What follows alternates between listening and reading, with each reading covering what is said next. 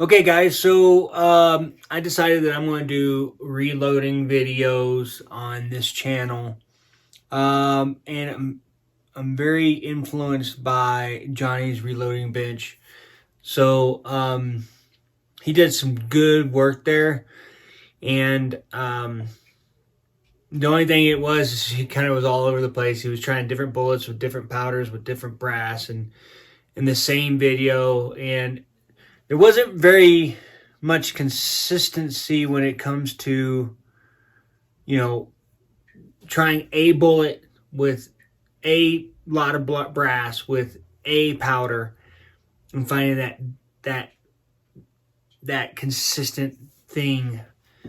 So that's what we're going to do here. We're going to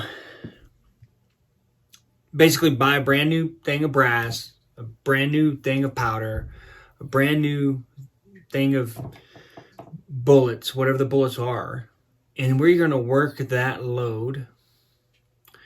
We're going to work that combination of, and primers obviously, of those components, and we're going to come up with the best group that we could possibly come up with in whatever rifle we're using at the time.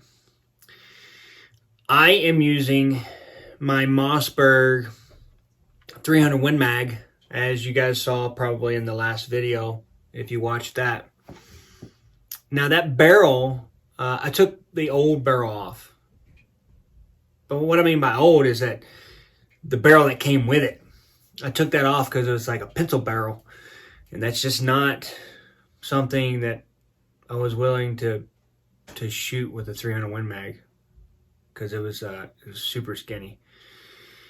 Anyway, and I put a heavy barrel on there, 1 in 10 twist. I believe it's at 28 or 30 inches.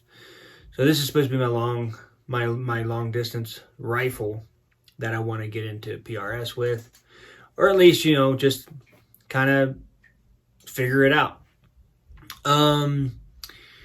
So what we did last time at the range is we used 2878 SSC, and we used it with the 165 grain 30 caliber Sierra bullets, Sierra Game King. And then we used brand new Hornady brass. I didn't resize them or anything. I know that a lot of advocates say you should resize them even if they come in brand new, which I agree, because some of them was slightly dented here and there.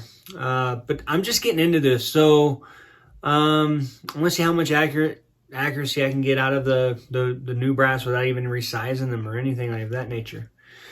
And for today, what we're going to do is that I've decided from the loads that we did the other day, 71 grains and 75.5 grains were the best groups.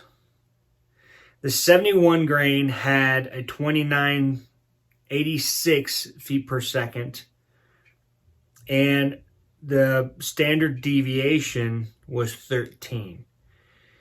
The 75.5 was 3,228 feet per second at a standard deviation of 17. The groups respectively was 106 for the 71 and 1.19 for 75.5. And that's edge to edge of the bullet. So if you're counting, they're even less if you're going center to center. But I'm going edge to edge with my micrometer. So I'll bring it home, I'll use my micrometer and go edge to edge. That's how I'm going to do it. The reason why I'm picking these, even though the standard deviation is more than 10, is that they had the accuracy. I had some that had standard deviation of 10, but their accuracy was 1.5. One was 1.5. One was 2 minutes. And yeah, one was 1.4.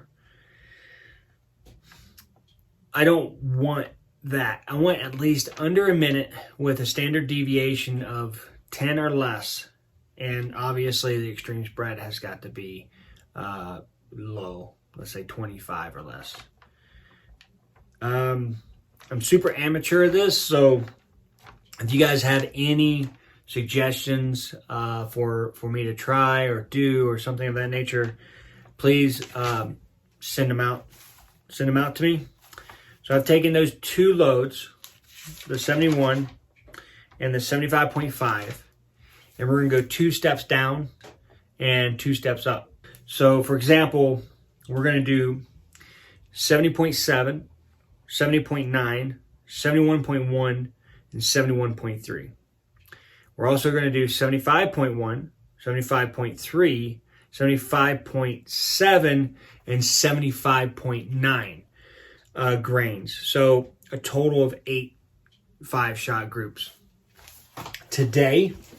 And our max charge is going to be 75.9, which by the Burger manual, for their 68 grain, these are 65 grains, this is 68. So my thinking is that, you know, it's a lighter bullet, and I also have a heavy barrel on there. So hopefully we won't run into any pressure signs at all. In fact, I think we're going to be way below the maximum charge. So for Burger, they're saying for their 168 grain bullets in this powder, their max charge is 77.8. We're going to 75.9, so we should be well within any kind of pressure tolerances. I'm also using the Federal 210. Yeah, the Federal 210 large primers. So that's the components we're using. So let me go ahead and get started with this. Okay, so from watching Johnny's reloading bench, especially for his 300 Win Mag series, he was using, I believe it was a Thompson Center. I think it was a Thompson Center 300 Win Mag. And he was saying like the throat was really long on the on his rifle. And I've done some more research on that, and that's what it seems to be, is that most of the standard rifles, your throat is going to be really long. So your base to ogive on this is a factory load. Your base to ogive on your factory loads are going to be significantly shorter than your hand loads. They're going to be significantly shorter than your hand loads.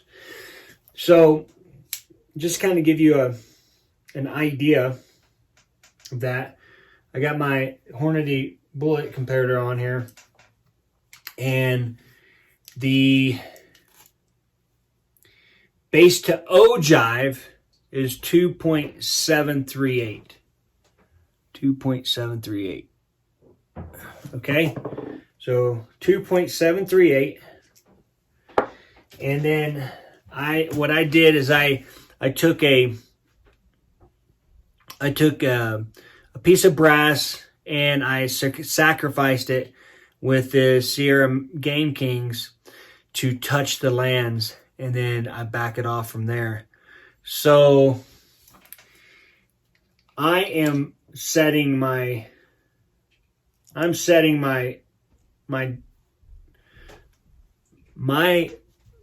bullets for my 300 Win Mag at 2.8870. 2.8870. So I think it was let's go ahead and write that down real quick. 2.8870. It's actually supposed to be, I think, 2.89. I'll tolerate. And then this one was 2.7330. So let's just call that 2.89 and 2.73. We're looking at 20 thousandths. Yeah, we're looking at just about 20 thousandths of difference between your factory loads and your hand loads. So we don't want that jump, but we also don't want it in the lands, as I think it's Eric Cortana was saying. You do not want it in the lands. And he also doesn't chase whether he should be jumping or anything of that nature. I think he finds exactly where he wants his bullet to be, and he just finds a load for that. He doesn't chase the lands or anything of that nature. So that's what we're going to try to do here. I'm going to keep it on this one. So it's 2.89, let's say. I'm just going to take my seating die to where it touches this sacrificed piece. And that should give us 2.89. I'll accept 2.88 and 2.89. I'll even accept 2.90. But anything over or under that, I won't accept it. So we're gonna put the primers in these, and then we're going to obviously load them. I don't have a handheld primer seater, so all I really do is just grab the primer, throw it where it's supposed to go, and then seat it with the RCBS seater. And that works well. I haven't had any misfires or anything of that nature. I know I had talked to a friend of mine. He said, you know, you're not supposed to touch these primers with your hands because you have oil on your hands. And although I agree with him, you know, I don't really have any other way or any other method to do it as of right now. Also, with these are going to be twice fired. This is once fired Hornady brass. Obviously, after today, it's going to be twice fired Hornady brass. I didn't do anything special to them except for resize them, deprime them, and then I took my my deburring on the outside and inside, and that's it. That's all I did. I didn't do the, which I want to get. Johnny's Reloading Bench, he had a special tool that he crimped right here by the belt. So hopefully that won't be a problem for me. We'll see what happens. All right, so now what we're gonna do, we're gonna load up my Hornady hopper here. This is what I've been using, so this is what I'm going to continue to use.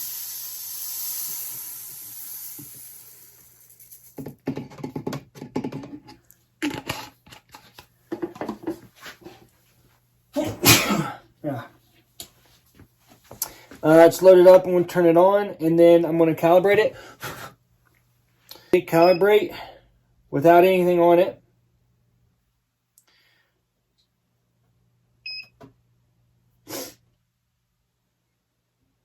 Then it's going to tell you to put the 10 gram on there, calibrate.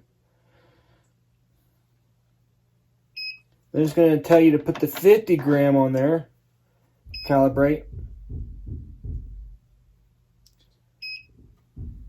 And then it's going to tell you, is there to say pass or no pass? And if it's passed, then you're good to go. All right, so our first load is 70.7. Forgive the noise, I have some construction going on. So 70.7. And then I'm going to hit enter. And then that's going to be our target number. And then dispense. Of course, I'm going to have to hit 0 because this little dish weighs. It's already telling me that's over because the dish is weighed over. So I'm going to hit enter again and 0. And then it should start dispensing the powder. I like it on slow. So I have to put it, the speed has to be slow, normal, or fast. I like to put it on slow. Dispense. So make sure it gets all the way in there. Put it back on, and then it automatically starts again. This is the long, tedious process. I don't do anything else while this is happening because I don't want to disrupt the machine from working. So I'll be back in a little while. All right, I got my first set done of 70.7. And just to be sure they're at least close, I'm going to go ahead and measure them on the Hornady deal here. Let's see what we got here. So this is 311.7. It's 313.7, so a 2 grain difference. That could be the case itself. There's a 315.3. 3 of them that are 311.7. So I don't know why these other ones are, 2 and 6 grain difference. It could be the case itself having that inaccuracy. I don't know. I didn't measure the cases before I started. Maybe I'll do that next time. So anyway, let's go ahead and seat a bullet here and see where we are with the base to ogive. Now the reason why I'm doing base to ogive is because that's the most consistent way you're going to be able to measure these. Not to mention, the ogive is the part that is going to touch the lands first before the rest of the bullet itself. So I'd rather measure base to ogive so I know how long it is from basically the base of the case to where it's going to start touching the lands.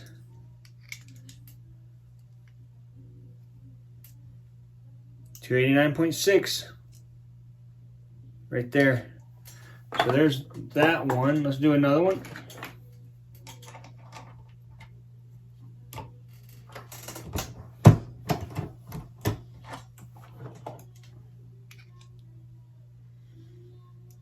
That's 289.1.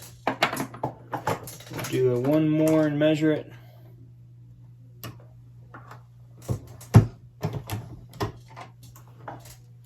And this is 289.1. So having a sacrificial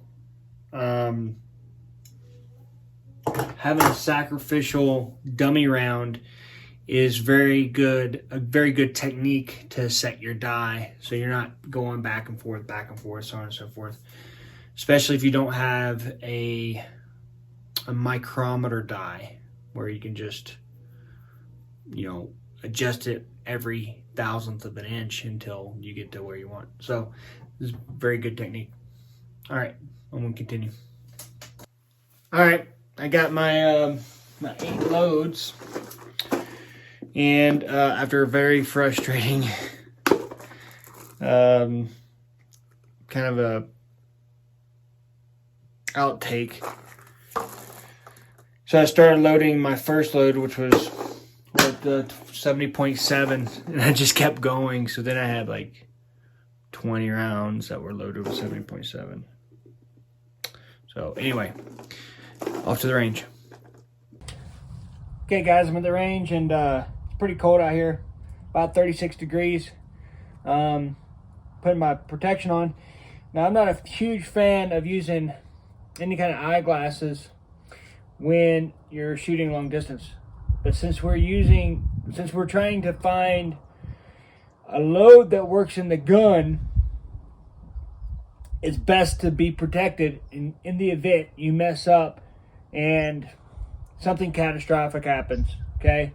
Just recently at Cheyenne Mountain Shooting Complex, there was an individual that blew his gun up loading .338 lapel, and a bystander actually got some shrapnel. So if you're loading or doing any kind of load development, make sure you have your protection on, your eye protection. So as I said before, we've loaded 70.7, 0.9, 71.1, 0.3, 75.1, 0.3, and 75.7 and 0.9. I chose those because those were around about the best that I could get for earlier when I went in half grain increments from 70. I'm using 7828 SSC, 165 Sierra Match Kings, the 210 Federal Match Primers, and once fired Hornady brass, which I hope I don't have a problem with, but we'll see. We'll see. Here we go. This is the first round. First round with the 70.7. I'm connected to my chronograph. Get set up here. 2,947. No pressure signs.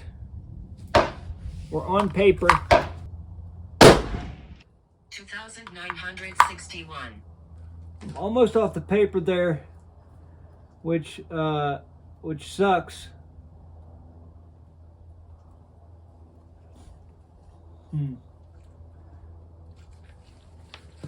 Let's see what happens. 2,979. It's looking good. 2,984. Glasses are fogging up on me. 2,973. Okay, so that's average is 2968, 30 feet per second, extreme spread 37, and then standard deviation of 13. The shot group looks to be about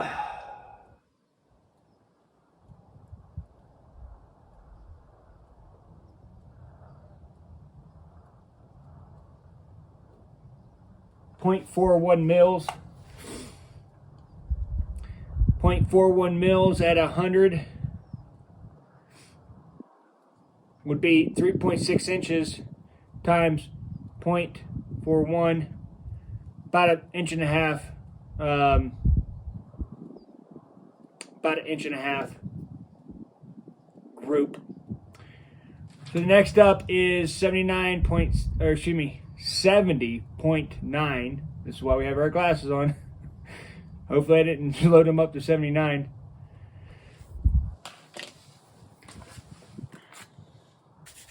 Let me get my gloves on. Here we go for 70.9.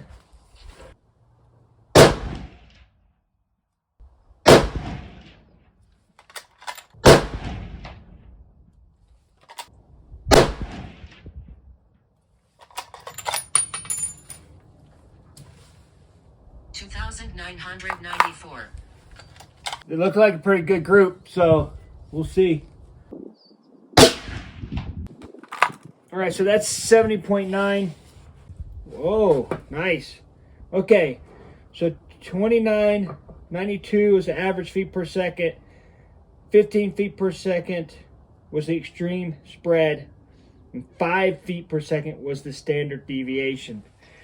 I may have just found the load. Let's go down range and check it out. 70.7, we got 29, 68, 37, and 13. Here's 70.9, 2992, 15, and 5. That may be just about an inch and a quarter or something like that with this one and this one. It was trying to group together, but that's really good for extreme spread and standard deviation. Next up is 71.1. Now I know that 7828, I don't think 7828 is temperature stable. So it being 37 degrees right now, 36 degrees, you know, that might have a huge impact later on this summer or spring even. So I don't know, we'll see. I'll load this, whatever load I decide to use, I'll load it up later on this spring or summer and shoot it again to see what the extreme spread was and all that stuff, just to see kind of the results, you know. So this is 71.1. Save. All right, here we go. We should be above 5,000, or excuse me, 5,000. We should be up above 3,000 on this one, but we'll see. 3001, 3001, 3000. Wow, did you guys hear that? 3001, 3001, and 3000. Let's see if it continues. 2995. Okay, well, still pretty good. 3015. Okay, so let's see. Still pretty good. Average was 3002. Extreme spread 20. Standard deviation 7. The shot group 0.35 possibly mils. 0.35 mils. So it's 3.6 inches at 100 for every mil. So we have to times that by 0.35 is what I'm estimating. We're looking at an inch and a quarter. So not horrible, but not what I want. Inch and a quarter is not what I want, but we'll see what we get for the next ones. All right, speaking of the next ones, we have 71.3. 71.3, and load them up here. Now I'm under the mindset if I can find a load that's not even near max, that works, has a good standard deviation, has a good extreme spread, and it's accurate, 1 inch or minus that, hopefully minus that, then why would you go to a higher velocity? I understand, I get it, but the more you put down the barrel, you know, the more of that powder and components you put down the barrel, the less your barrel life is. And honestly, if you have something that's good, then you don't really need that high of a velocity. That's in my opinion. I don't know what the right answer is there. But here we go, 71.3. 71.3.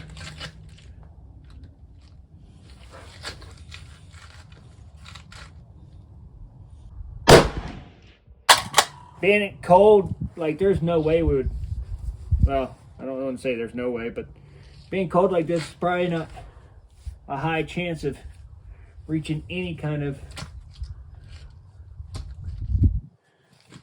pressure signs.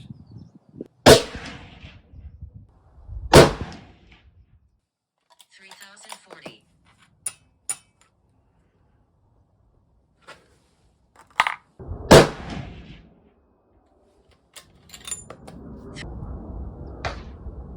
And you guys can't see it like that right now, but I think I'm about a half minute right now. Again, we're gonna go down there and check it out. Ooh, doggy. 3045. Okay, stream spread of 30, standard deviation of 11. I think I'm about a half minute right now downrange. So let's go check it out. Okay, there's 71.1, 3002, 20, and 7. Okay. Now look at this one. 71.3. That's supposed to be 5 rounds. I can't tell if it's 5 rounds. If it is, that's awesome. And we got 3040 at 30 and 11. So there's no unaccounted for holes in this. So I have to assume that's all 5. All right, we're in our 75 series, so 75.1, 0.3, and 0.7, and 0.9. There should be a drastic change in velocity. I mean, we went from, 70 to 75. I believe this is a 28-inch barrel. I'll have to check to see when I bought it, what the length is. It's either 28 or 30. I think it's 28. So let's see. I'm gonna really check out for pressures on this one. We jumped up, basically a whole nother octave, if you will.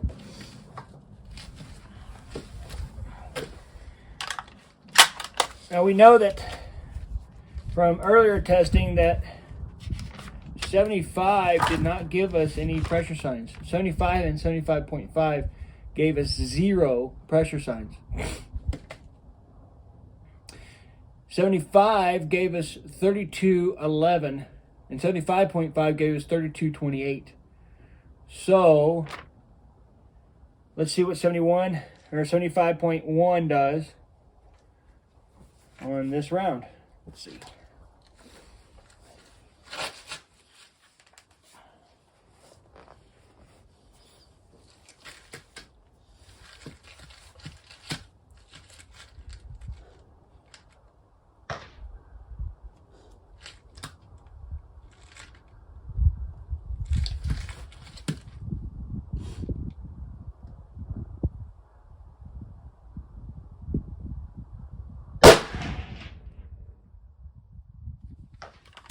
$3,230.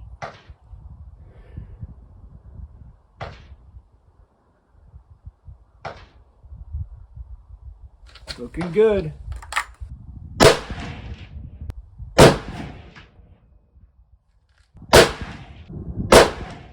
That last shot really spread it out. Yeah. The last shot really spread it out. So yeah, 3204, 38, and 14 for that. That last shot just spread it out. I was kind of interested in it, and then that last shot just really destroyed my desires. So 75.3.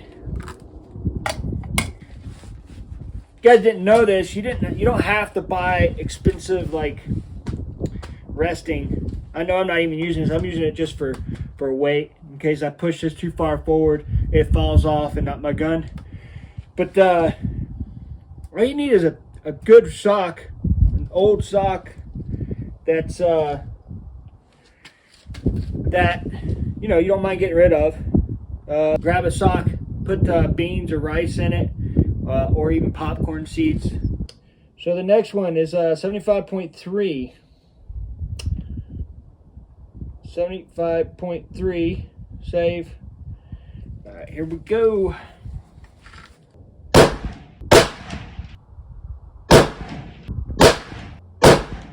So 3204, 33 and 11 is what we got for that. I'm not going to go down range this time.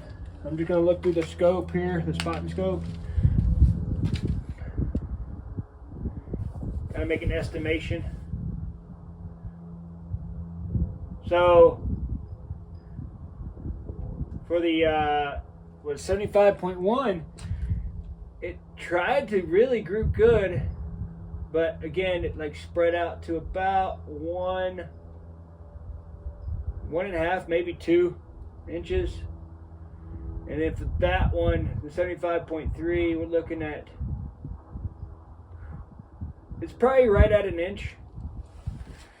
We'll see for later, but I'm not going to go down range because they're not really anything I really want to use, but we'll see. Next group is 75.7.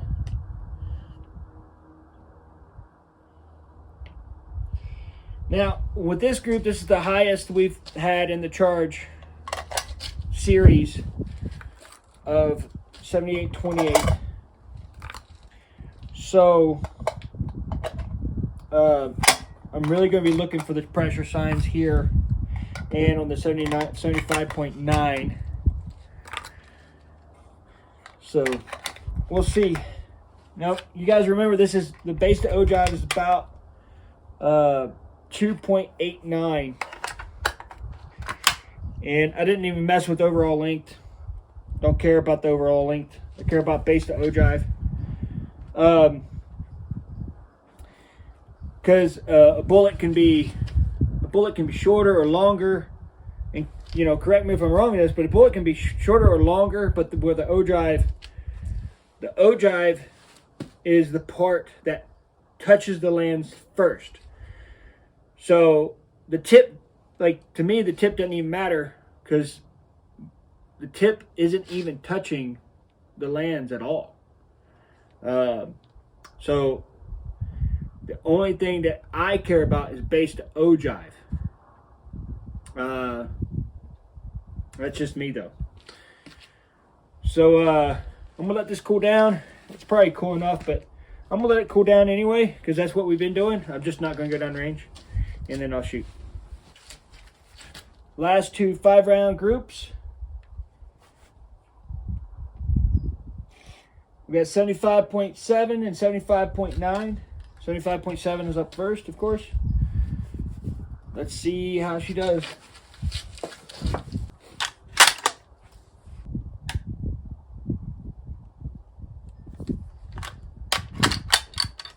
I really don't like this trigger in the Mossberg. Well, first of all, I wouldn't have never bought the Mossberg. I would have never bought the Mossberg rifle. Mossberg isn't known for the rifles.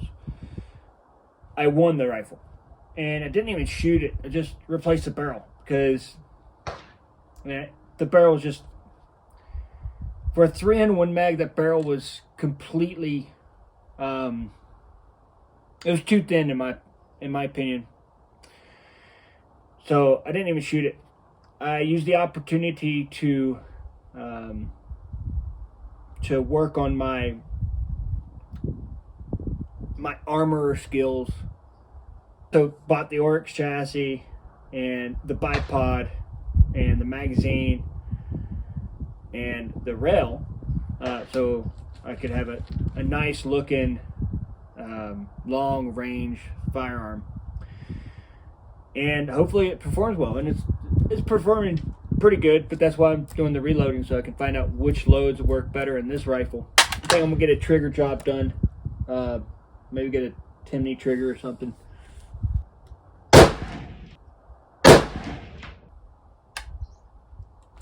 There's that trigger again. I hate that safety thing. But anyway, it moves, and it's just annoying because it gives you a click.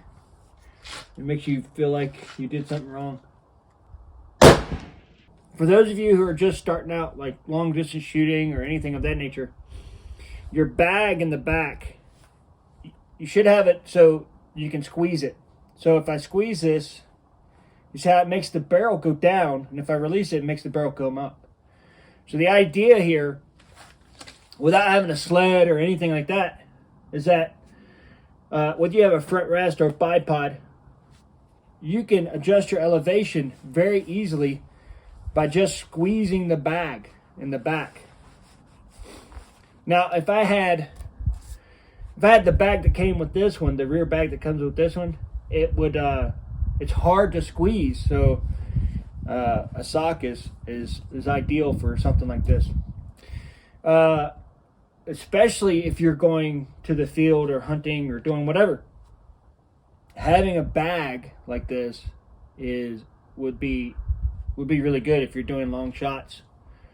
So that's something to be said.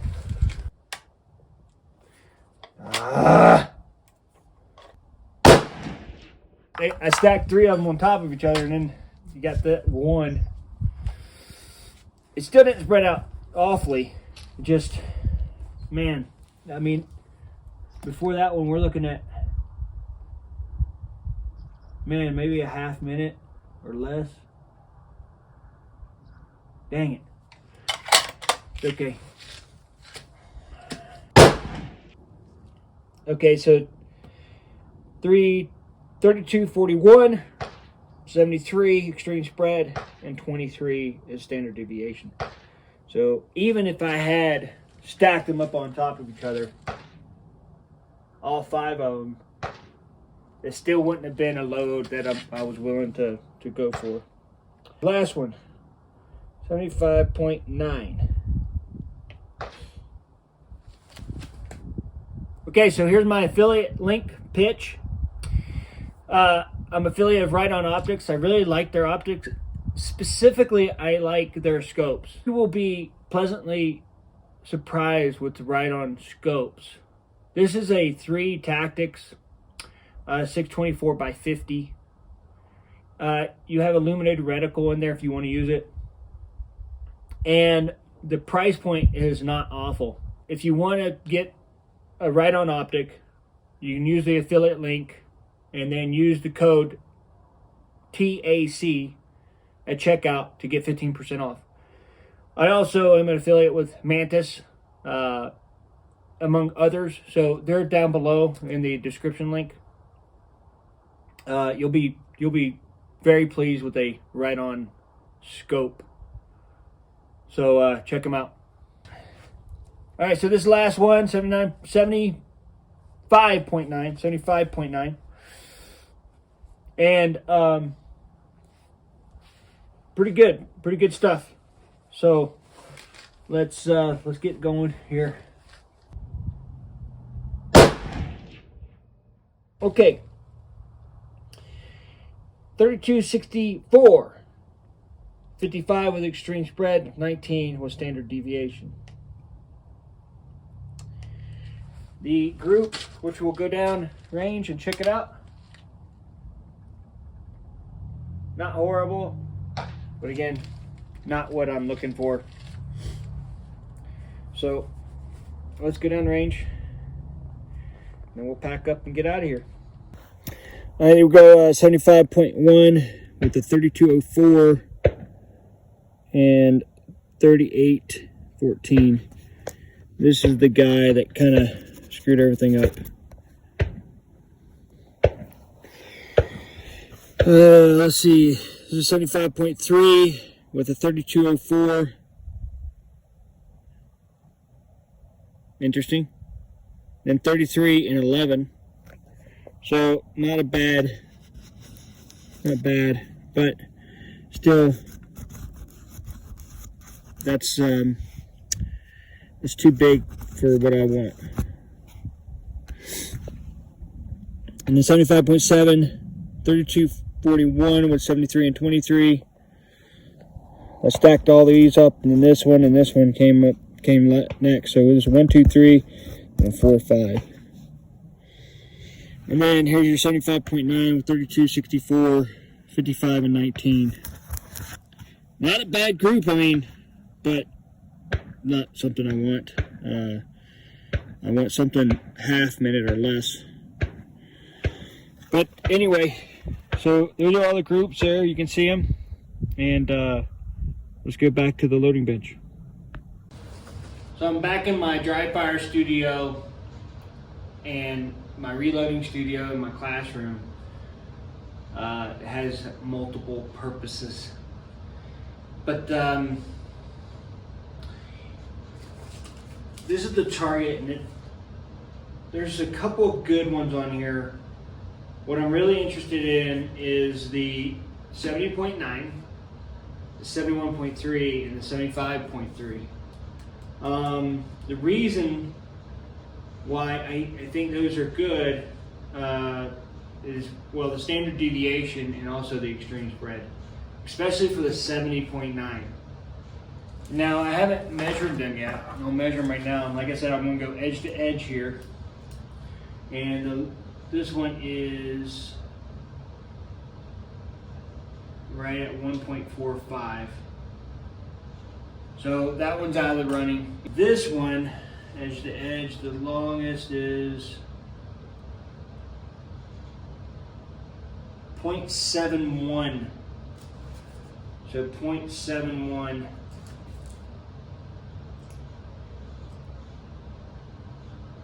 Yep, 0.71. And then this one, the longest, is 1.125. 1.12 basically. For what I want from the standards that I'm putting on myself, it has to be the 71.3 because I wanted a load that was going to be less than, well, I wanted it to be in the single digits, but the best we got here is 11 for the standard deviation and 30 for the extreme spread. And then, but I got it under an inch here. So that's the only one under an inch. All the other ones were not under an inch. So it's this one. This one's the winner here.